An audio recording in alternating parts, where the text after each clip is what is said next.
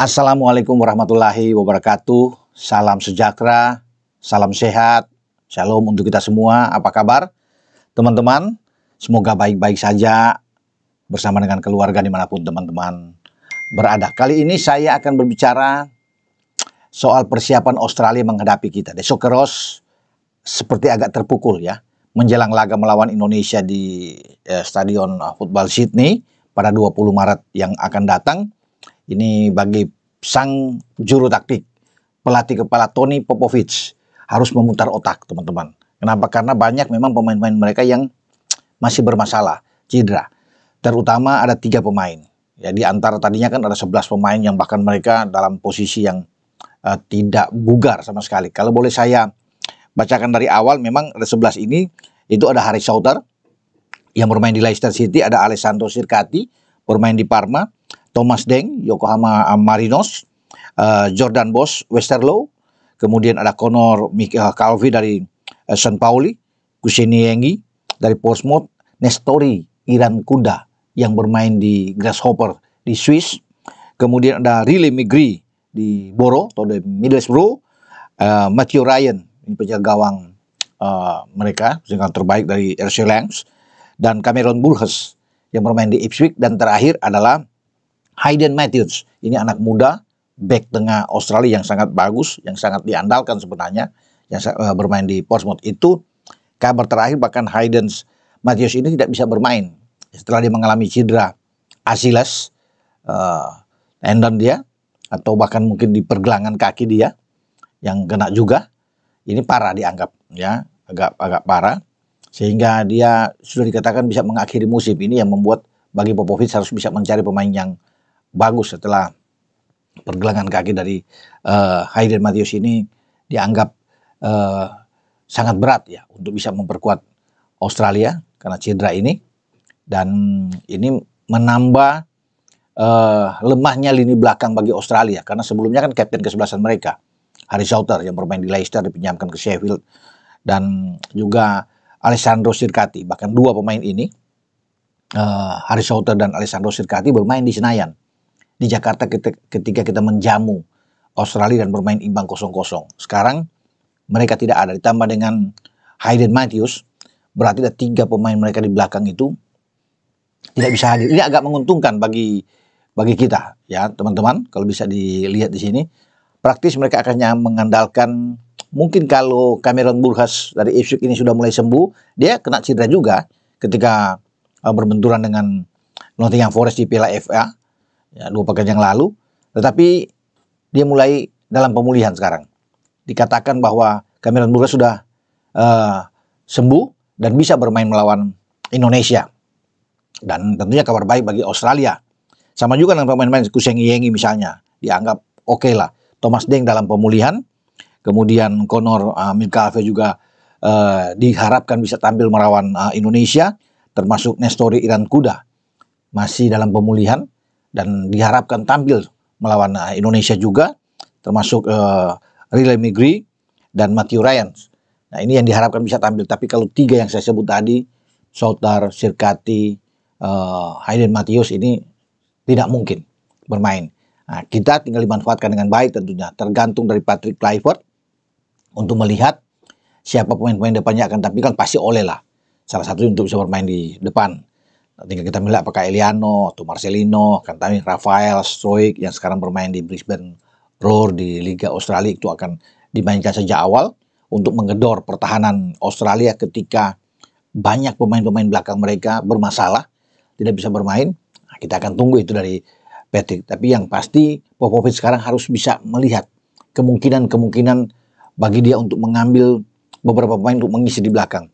Kalau Cameron Burgess sembuh, dia pasti, ini kan menjadi tandem utama bagi Harry Souttar. Ya teman-teman, dia bisa bermain. Satu lagi Aziz Behich, ini bisa dipakai. Ya, ada satu lagi pemain dari Sydney di liga lokal mereka, konon akan dipanggil lagi untuk bisa masuk memperkuat lini belakang.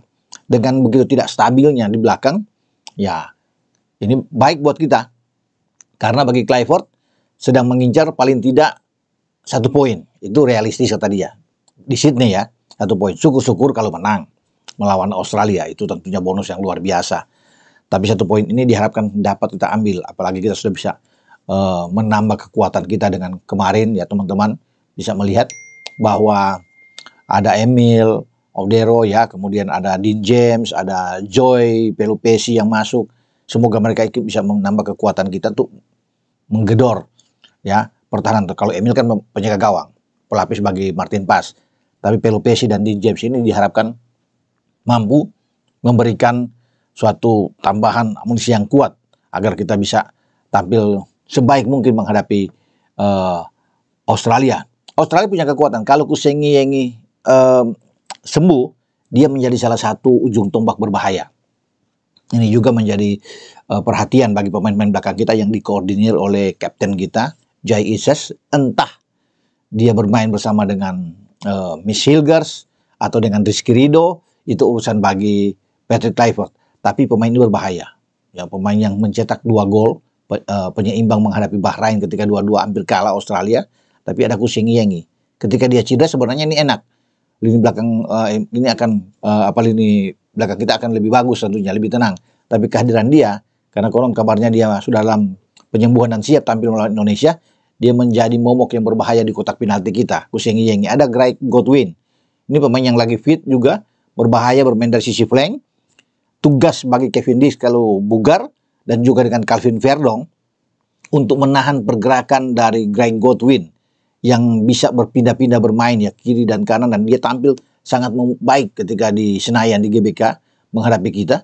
Untunglah penjaga gawang kita Martin Paes tampil luar biasa. Lini belakang kita juga yang dikoordinir dengan sangat baik oleh Jai Ises.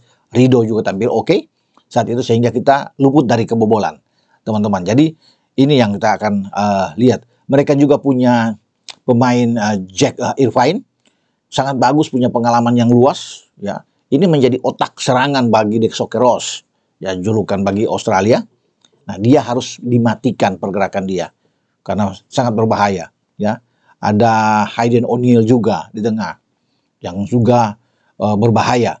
Tetapi khusus untuk Jack Irvine, dia harus dikontrol dengan baik. Makanya saya kira penempatan dari Joy Pelupesi itu sangat bagus ya, untuk bermain di gelandang bertahan DM yang lebih bertahan. Karena untuk mengantisipasi pergerakan dari Jack Irvine ini. Rambut agak gondrong biasanya, ya dia bermain di Senayan luar biasa waktu itu.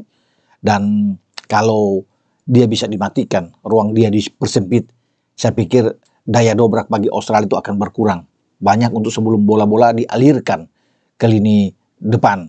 Dan Popovic pasti akan ingin timnya meraih kemenangan melawan Indonesia. Karena hanya dengan kemenangan membuka peluang mereka untuk cepat lolos mendampingi Jepang. Karena target mereka 3 poin, Indonesia 3 poin melawan Cina. Setelah Indonesia mereka ke Cina. Mereka melihat, atau Popovic melihat, lawan terakhir Arab dan juga Jepang berat untuk bisa mereka menang. Karena mereka harus ke Arab. Arab mampu menahan mereka 0-0 sebelum Arab dihajar oleh kita dengan 2-0. Jepang, walaupun mungkin sudah lolos setelah mereka menang melawan Bahrain pada tanggal 20 Maret yang akan datang, Jepang akan bermain serius. Ya, apalagi kalau Jepang memilih Indonesia yang akan menampingi mereka. Wah, ini oke.